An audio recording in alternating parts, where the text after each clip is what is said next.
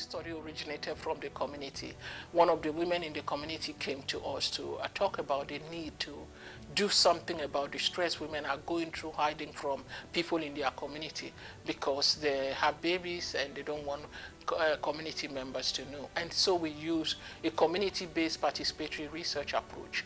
This is an approach that actually creates an environment where women or those being studied become an active member of the research process. They take part right from the framing of the research question to the implementation of the different strategies of the research up to the end. The goal of doing a community-based participatory research is not only to create the transformative change that is needed, it's also to act as an education process. The investigation, the education, but also mobilizing community members for collective change. So we all become advocates to create the change that is needed. Through this kind of process, we establish mechanisms such as what we call CAG, Community Advisory Group, that met regularly throughout the 3 years of our study to actually advise us at strategic points to make sure we were engaging community to inform the whole process of data collection and even knowledge translation that has happened throughout. So through our integrated knowledge translation has happened throughout. We keep taking data back to the community to help us move it to the next phase, including having over 9 consultation meetings. In terms of design of the research, it was a mixed method research. So we did some quantitative surveys, standardized instruments that examine infant feeding attitude, motherhood, social support, stress scale, Cohen stress scale. We use all of these standardized instruments of survey to actually ask women questions about those different areas. But we also had the qualitative aspect, that's the focus ethnography, which actually involves studying like whole communities. In this case, we were studying the Black community to see how they experience motherhood in the context of this infant feeding.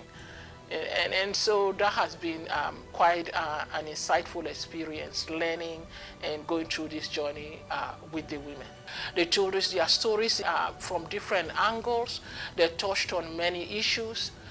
They touched on motherhood and what it means to be a mother, how important it was for them, just the whole process of becoming a mother and having this baby and feeling a full sense of responsibility for this baby.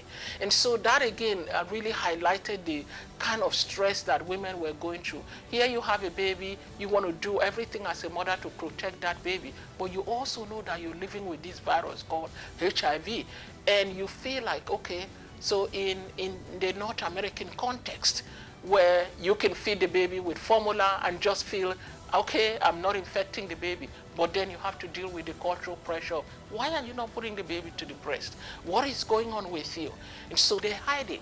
Some of them even move from where they live to live elsewhere where they would not meet community members. That became a source of stress for them.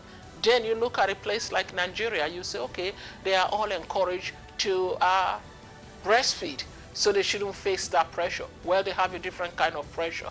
They're breastfeeding, but at the same time, they're feeling the pressure that, well, I have this virus. I may infect my baby.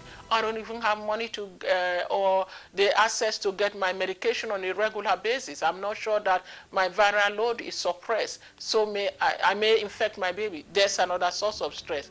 So you can see all of these dynamics happening. We need to address some of those issues. And that will start from the policies and the way the policies are implemented, the public education that promote breastfeeding as best for everyone without due consideration of those who are in position that may prevent them from breastfeeding.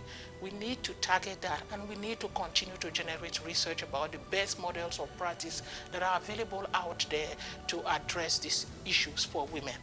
And because women do need support. It's not enough, I would like to add this, to give women formula and assume that all is well. Access to formula does not guarantee better mental state for these women. Some of these women are so stressed, they're actually dealing with mental health issues that just disrupt their ability to bond with their babies and the ability to provide the babies the best care that that baby can have. And we know that infant feeding is more than the nutritional uptake of physical like food, but it's more that psychological processes that happens, the bonding and all of those pieces.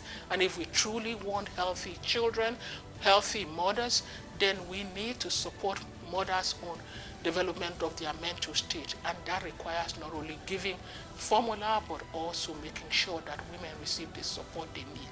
Social support was a key finding of our study to help mothers become better mothers, to feel good about their sense of motherhood, but also in terms of feeding the baby and taking care of those needs.